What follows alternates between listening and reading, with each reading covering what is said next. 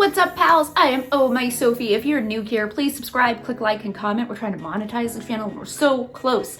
So if you would check out some of my other videos, that would be awesome as well. I do more real talk like we're about to do now. I do cosplay showcase vlogs. I do cosplay music videos, all kinds of fun stuff here on the channel. And I'm getting more consistent. Look at that, go me.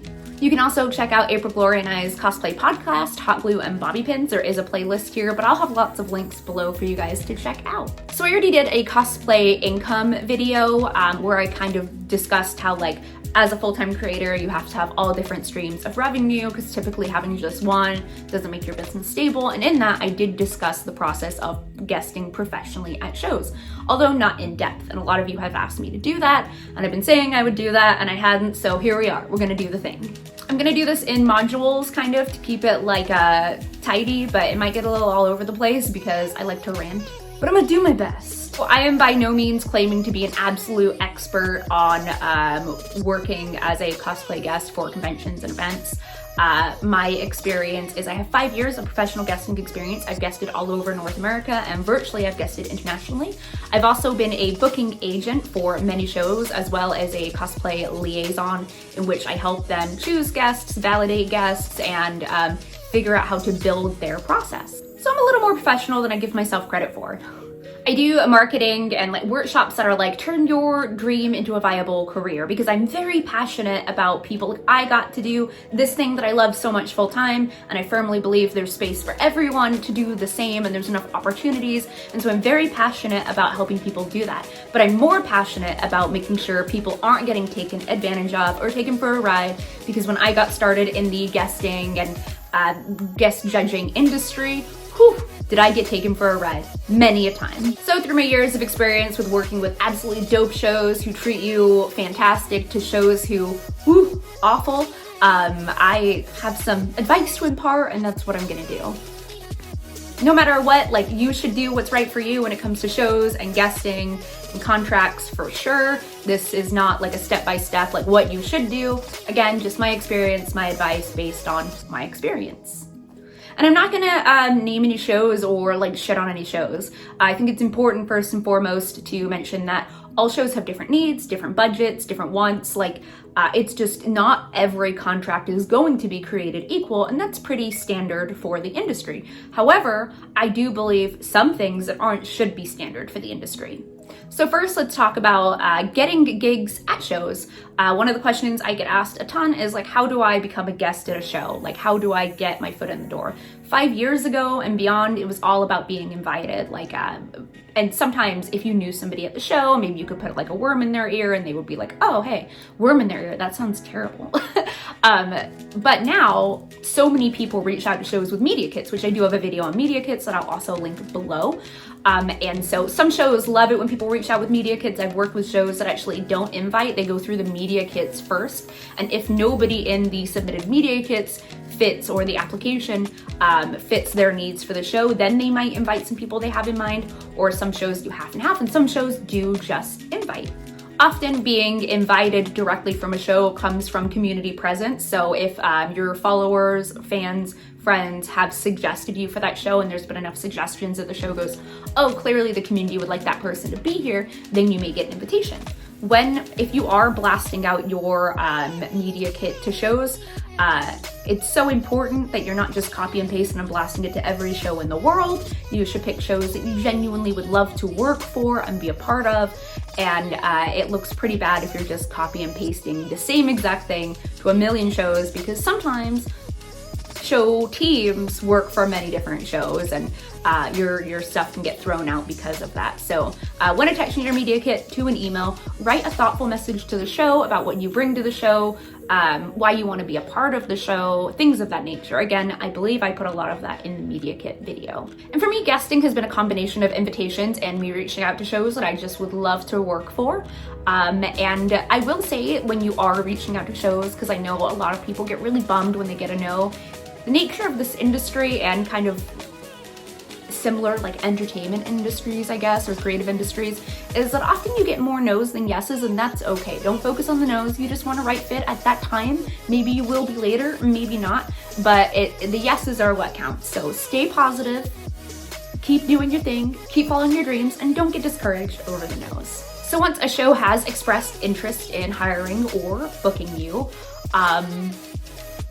I do want to say it is a job. Like, let's just be, like, I know there's accolades about being a cosplay guest and all of that stuff, but you are being hired to do a job. So on the side of the show, really quick, whatever you agree to in that contract, which we're going to talk about contracts in just a minute, like that's what you've agreed to. You've agreed to do a job, and you, just like the show, are expected to uphold your end of that contract. I have worked shows where my fellow cosplay guests didn't show up on time for their booths, weren't in cosplay, didn't show up to panels at all, judging, left throughout the day, and maybe some shows are pretty chill with that. They have pretty loose hours, but most shows are not, and they can sue you for the money that they've paid you to be there, your flight and hotel, and I've seen that happen quite a few times. So please be sure that when you're signing those contracts to work with shows that you are able to uphold your end of the deal as well. Like, it's a job, it's fun, don't get me wrong, like it's so much fun, but you're a professional, right? You're doing a professional service for them, so come ready to rock it.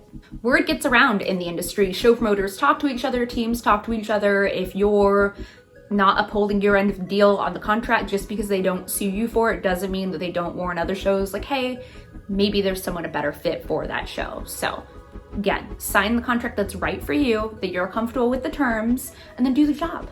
So after you have got the show, the next is the contract, or sometimes it's just a written agreement, whatever you're more comfortable with. I prefer contracts, but as long as you have stuff in writing to protect you and protect the show, you're golden, right? How do I say this? Some shows are predatory, and especially if you're new to the industry and you're kind of shy or naive, you need to be aware of that. Because I have worked with shows who were looking for young, naive creators to take advantage of, and that's pretty awful. Obviously, I don't work with those companies anymore, or those shows, but it does happen. Shows are a business, they want to make money, and some want to make money off of your back. Again, you're there to do a job. In my experience, you should be being compensated reasonably for your time and the work that you're doing. I used to do booking for a show, and again, my whole thing is creators being paid a fair wage for their work. And I used to do bookings for a couple of shows, and I booked fantastic creators, and then they never got paid, and obviously that looked bad on me, so that's pretty annoying. But that experience allowed me to witness firsthand that sometimes you will get a contract that says you're gonna get X, and then you don't get X. So again, contracts, written agreements, you need to have that because it's very expensive. Most people cannot afford or do not have the time to take these shows to small claims court. However, on the flip side, if you have a contract with a show and you don't fulfill your obligations to them, they do have the time and money to take you to small claims court. Protect yourself. First, we'll discuss local contracts. So I'm of the belief that local is totally all of it's however you feel most comfortable. But for me, a local show I work with, I don't charge them anything. I just take the table and go promote them. I know the owners, they're super lovely. I want their show to be successful always, and any way I can help that, I will. And it's literally like 2 minutes from my house. So it's no skin off of my back or money out of my business to just go and be a part of that show. And that's a choice I make. Again, you can make, if your local shows are paying you, get that money. But for me, that's what I do locally. However, as soon as I am leaving town or the state, I do ask for hotel and travel, whether that be flight or gas money. If a show can't do that, I will not accept the booking, simply because that does not make sense for my income. And again, this is like my full-time job. It's not something I can do, and it's not something you should be asked to do. Typically, a contract involves having a cosplay booth that you're expected to be at to meet people and show off your cosplay, wear costumes at, panels, judging a cosplay contest, workshops, and often an after party. Most shows I work, I'm on the show floor for 8 to 16 hours in cosplay. I am performing a service and doing a good job, and they've hired me because they feel like I'm a right fit for that. So asking for hotel and travel is not unacceptable. And again, shows have different budgets. If they can't do that, that's fine. That's why a lot of shows with smaller budgets tend to support local cosplayers.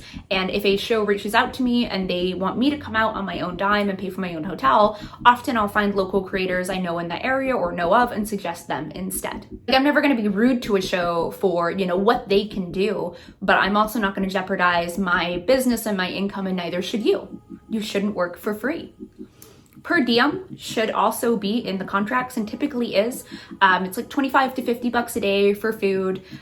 so that you're not spending that out of the print money or the sale money that you're making on the show floor. There could also be an appearance fee included or panel fees. So like pay per panel or just an appearance fee for being there, an overall like lump sum. And that varies again by show and budget and what you're doing. Also, a lot of shows charge their attendees to come to the workshops because, you know, they're like foam building or painting or makeup, marketing, whatever they may be. They may charge them an entry fee additional on top of their badge price or ticket price. And in that case, most shows will give you a cut of that fee, even if it's something small. Like I think most shows I've worked for, it's 50-50, but sometimes it can be as small as 20%. But that is another space in which the show is making money off of you and your brand and your knowledge, and there should be some sort of income, especially if there's not an overall appearance fee. Again, all of this should be in the contract. I have known people who have been promised hotel and travel, gotten to the show with their receipts for their gas. There's no hotel room. They're expected to buy it right there. They're already out of town and no one's gonna pay the receipts for their gas. It's just, oh my gosh. And they can't afford to take them to small claims court, so they're just screwed. Like they're already out for the weekend. Yikes. Some shows aren't comfortable or don't have the budget to pay up front, although most do, at least partial. So I've had some shows pay me 25% of my fee up front, but your hotel, you should have confirmation of that. That should all be good. And travel, whether it's flights or gas, should be paid up front. I've worked for one show that paid me after the fact, and I'm very lucky that they did pay me. But I've had one show that the whole show bombed, and by the end of the show, they didn't have the money to pay any of us. So we were totally out of pocket for this entire weekend, all of the cosplay guests. That sucks. It's not unfair to ask for pay up front. Remember, it's a negotiation process. The show can say no, you can go back and forth with them. And if they stop engaging with, obviously be polite and professional. Don't be rude and demanding. Don't be like diva-like. But don't be afraid to ask for what you need. And if you need some of that money up front, don't be afraid to ask that. The show will let you know if that's not something they can do, and then you can make a decision from there. I will say the majority of shows that I have worked have paid me either when I got there on the Thursday or Friday or on the Sunday before leaving. I know some shows have had problems with cosplay guests showing up, getting their money and bouncing, but again, those shows can sue those guests, so most shows don't mind going ahead and paying you, because if you just don't do your gig, oops. I know so many creators who are just so excited to be cosplay guests, and I get it, the accolade of being announced as a cosplay guest. I understand what that means in our community, I really do. But if you're spending your money to go out there, buying flights across the country, expensive hotel rooms, and in some cases paying for booths, which we'll talk about in a minute, and then you're working the contest and doing panels and you're working for them, you're not a cosplay guest, you're a vendor who's being announced as a cosplay guest. And you know what, if you've got endless income and you want to do that just because it's what you want to do, then you go for it. I'm not judging you, man. You do what you need to do. But I am so saddened to hear how many people are like, well, I can't pay my bills now because I did this show and I didn't make any money there. And I'm like, what did the show pay you? And they're like, oh, nothing. I paid everything to get out there. I thought I would make thousands of dollars in print sales. That is not always the case. It's just not. You cannot rely on print sales. Some shows actually offer a sale guarantee. This isn't as prevalent anymore, and typically it's for really high like profile guests, but some shows will offer you some sort of guarantee. Please stop spending your own money to get to shows and then having no money to pay your bills. It makes me so sad. It's just not worth it. There will be other gigs, there will be other shows that will respect you enough to pay you. And again, if the show can't afford to, that's fine, it does happen, but then they should be hiring local creators. Because that's how locals got started. That's how I got started. Like, that is a great foot in the door. So if you are just getting started, start locally. Reach out to your local shows. Maybe, like I said, I do mine for a pass and a table because I just love this show and want to support it. I would never ask them for a penny because I just think they're awesome. You can totally do that. Again, if a local show is paying you, absolutely get it. But if you're just trying to get your foot in a door, that's a great way to start building that resume and getting just your foot in the door. So while we're talking about cosplay guests, I think it's really important to talk about cosplay talent agencies. Obviously, there's some great legitimate ones, 100%. I personally do not have an agent. I am looking for an agent. I am interested in that, although in the past I've been burned by agents and horror stories. We're gonna talk about that right now because there's a couple, especially before COVID for sure, but especially after COVID, as people are hungry to get back to shows. There's lots of people who like boomed anew during COVID and sort of got into this thing and now they want a guest for the first time. A lot of these agencies genuinely are predatory. So, story time. I was at a show. I was paid to be at. I was touring with the show. My deal with them was hotel, flight, and $200. And obviously like a booth. And I did all the things: cosplay contests, panels, judging, opening ceremonies. I went on the news to promote them, all the things, had a blast, great, right? So my fellow cosplay guests, almost all of them, were there with an agency, which I thought was pretty cool. Like, I was kind of pumped to meet this agency until I got talking to the guests, and one of the guests asked me, how much was your flight from Kansas? It must have been really expensive to get all the way out here, because they lived closer. And I was like, oh no, that was in my contract, the show paid for that. So, and they were just like flabbergasted. I then found out that they paid all of those creators represented by this agency, paid for their own flights, their own hotels, paid for their own booths, and were giving a portion of their print and merch sales, which the price for their prints was set by the agency also, to the agency. So essentially, this agency was just robbing them blind. And because I'm not quiet about this stuff, when I was quick to be like, whoa, that's not how any of this works, the agency, when they spoke to the agency, they were told that I was lying. I actually provided my contact to one of the guests just to prove that, like, I'm not lying. I'm not trying to like look cool. Like, that's not, I'm trying to protect you. You're getting robbed. And again, if you've got the expendable income and you want to do this and this is just a fun hobby for you and you want to fly yourself out to shows and buy booths, do it, man. It's your life. I'm not saying not to do that. What I am saying is that sometimes that can set a really bad precedent for show. Because like, so for instance, this talent agency in their area buys up nearly all of the cosplay guest booths. So essentially these shows have been able to stop paying for guests to come out because why? When this agency will fill them with these creators who are new to the game, don't know what's going on, and again, rob them blind. These agencies are making a killing and it should be absolutely illegal. This is why I'm so passionate about starting a like talent agency later on myself, especially for the Midwest. Just because yikes, like yikes, yikes, yikes, yikes, yikes, yikes, yikes, yikes. If an agent or a convention, anybody in a professional capacity where there's like a power dynamic, like they have something they can give you or provide you that you want, tells you that other people are lying about being paid to guest or being compensated for guesting in some way, if they try to convince you that everyone is lying, red flags, don't work for them. I also, again, I'm looking for an agent for different reasons. I just really need some help. I've been doing this for years and I have a lot, just me, just Sophie. My husband helps a lot, but you know, he's got his own life and his own job too. So I'm looking for an agent for different reasons, but you don't need an agent to do this full time. You just don't. Shows will work directly with you. And because so many shows have actually been burned by some of these really awful agencies, because a lot of shows, when they find out how predatory the talent agencies are, they'll stop letting them buy booths, which is awesome. Good for the shows. You don't, a lot of, that's what I was saying. Bane's cute and I got lost for a minute. But a lot of shows don't want to work with talent agencies unless you're a celebrity or a big YouTuber or something. But for cosplayers, they're really wary of it because they've been burned and watched others be burned by these people so many times. Although I will say, if you're working with an agent for guesting, if you've got a great agent, that's something you want to do, make sure your terms are clear. My experience with an agent was that they were representing me at the time. I was a small bean, I was just getting started, and they went to a show I was really interested in and told them that I needed like $2,000 or $3,000 for the whole weekend. So obviously that show was like, LOL, no, and didn't book me because who the fuck am I?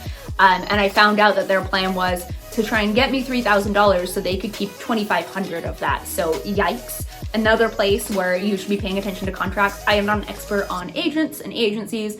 I've personally only had negative experiences with them, so please keep that in mind. So we talked about the process of booking and the process of contracts. Again, compensation. Guys, you're working, you're doing a good job. Fair pay. And it looks all different ways. Like I said, I'm gonna say it again. I'll say it until I'm blue in the face because I never want shows to think that I'm advocating for people to ask for millions of dollars with them. It's okay to be on a sliding scale. So hotel and travel are non-negotiable. I absolutely need those unless it's local. Outside of that, I'm pretty, depending on how big the show is, how badly I want to do it, where it's at, I will, you know, take sometimes just per diem, sometimes there is a bigger appearance fee, sometimes out of the gate a show offers me something dope and I'm like, oh hell yeah. Sometimes I do negotiate and haggle with them. Your media kit, you should have what you need and what is fair for you. It is important to be fair. Again, don't go to shows asking for like $10,000. That's not realistic. And it is, I think, okay to speak to other cosplay guests about what they are getting. A lot of shows do discourage that, and that bothers me because maybe the contracts are different for everyone. That does happen a lot because people bring different amounts of people to the show. They're bringing different skill sets, and I get it. That's the show's business. To some extent, you should be able to speak with your fellow guests about their compensation for the show. I'm pretty transparent about it, so you can always ask me and I will always be honest. I do have friends who prefer to fly themselves to shows. They do great at their booths, they kill it every time, so they do pay for their own flights out to shows. Again, if you have the income to do that, absolutely do it. I worry that it sets a bad precedent personally, just because if we're fighting for fair wage in this, when you've got creators on the show floor for 8 to 16 hours a day working, I just think that you should be compensated across the board. At the very least, hotel and travel, at the very least.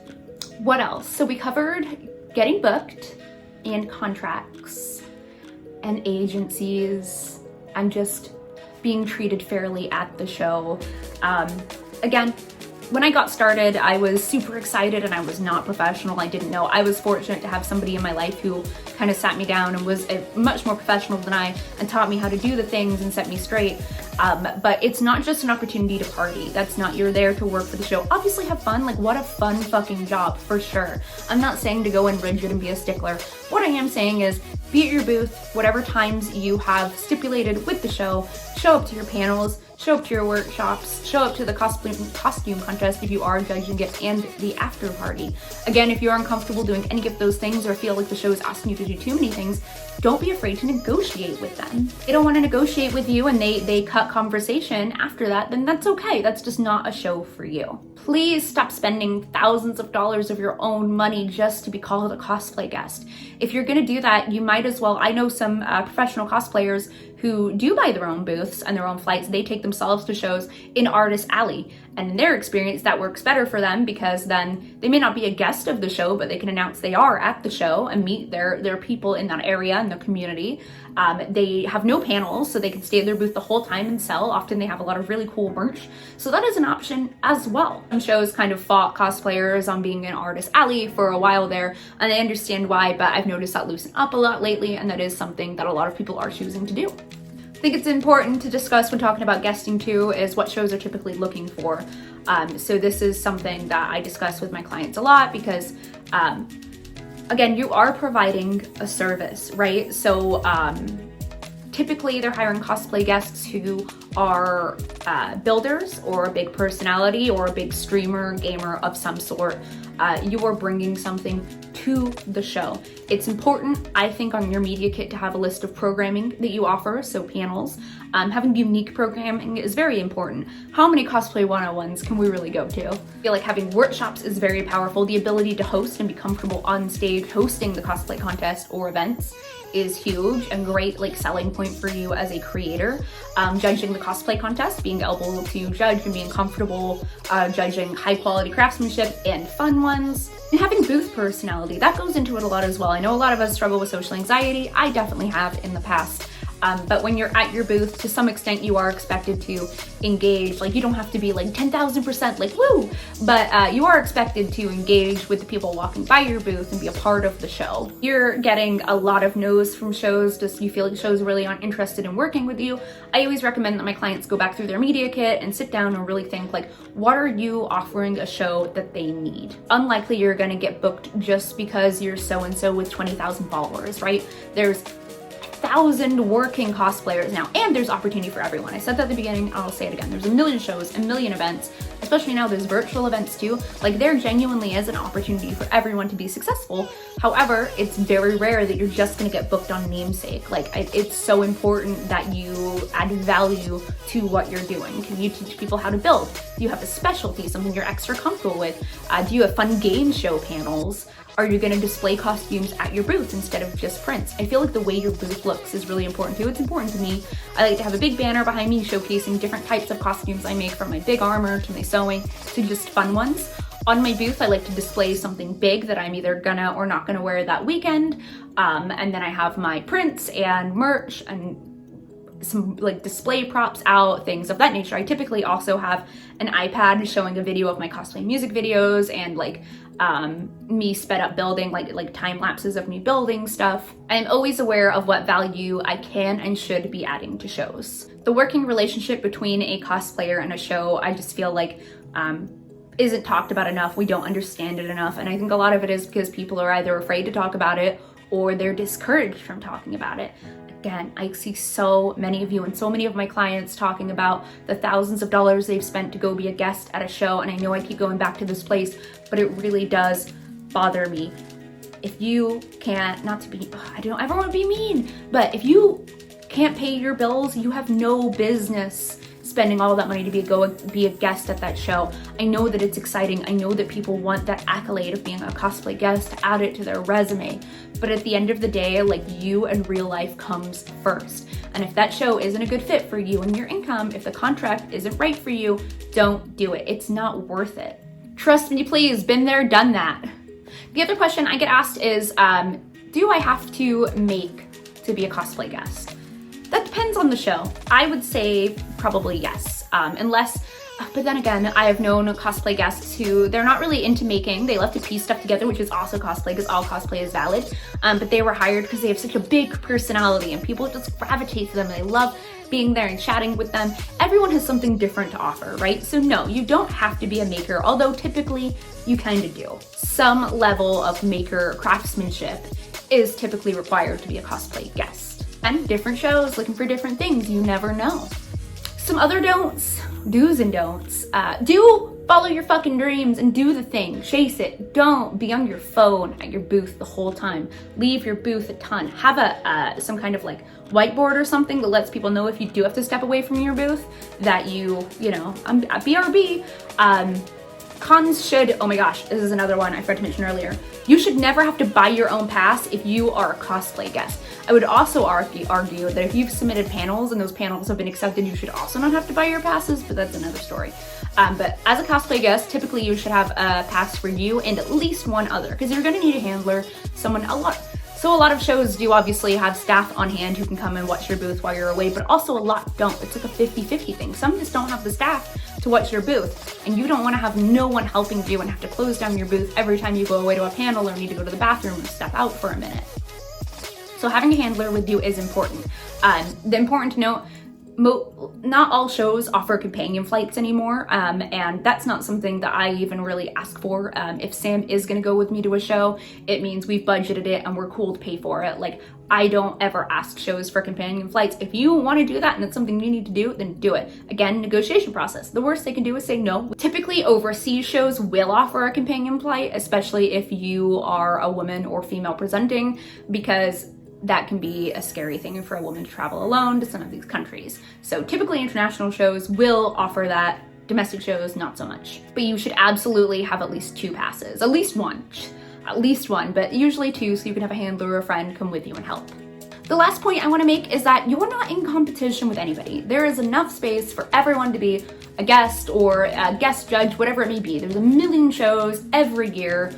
You're not in competition, and especially on the show floor, you are not in competition with your fellow cosplay guests. One of the things I try to always do when I'm booked for a show and there's guests that I don't know, I like to reach out to them and say hey, and invite them to have dinner or drinks the day we get there. Just get to know them a little bit, and I make sure that when I get to the show, I go up and I say hi, and I try to like build a relationship with them, because how awesome, we already have something really cool in common. Why not be pals? We have a couple of things in common. We both cosplay, we're both here in the city we don't know, let's be buds. And obviously not everybody's into that, I respect that. But my point just is, like, you're not in competition with the other cosplayers at their booths.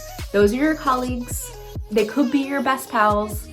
Sometimes I like to try and plan group cosplays ahead of time so that maybe all the booths will have a similar theme one day. Obviously not everybody's into that, not everybody has the same stuff, but I just think inclusivity is so important.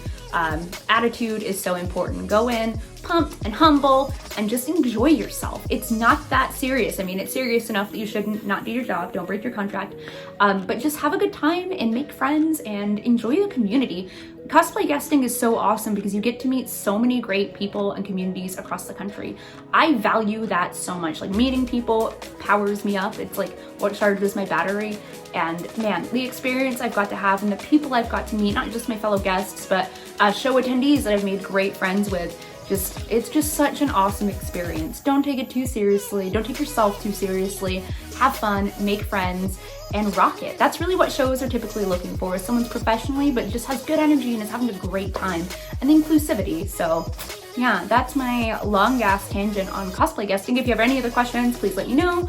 I will do a video on working with companies as an affiliate, ambassador, or sponsor as well. Please don't forget to comment, like, or subscribe. Would it be an Oh My SOPHII video if I didn't mispronounce one word every time? I am live on Twitch Tuesdays and Thursdays at 7:45 p.m. Central Standard Time, working on cosplay, but usually just drinking too much coffee and talking too much. And if you want to do a support, I do have a Patreon and an OnlyFans. You don't have to though, just let you guys. Thank you for being here. The best support you can do is watching these videos. Please consider checking out some of my other videos, help me get them hours up. Please subscribe if you haven't already. Follow me on socials. I'm literally Oh My SOPHII everywhere. Like, I got that handle on lock everywhere. So, OHMYSOPHII. Hope this wasn't too ranty and I hope it was helpful. I love you guys. Bye-bye.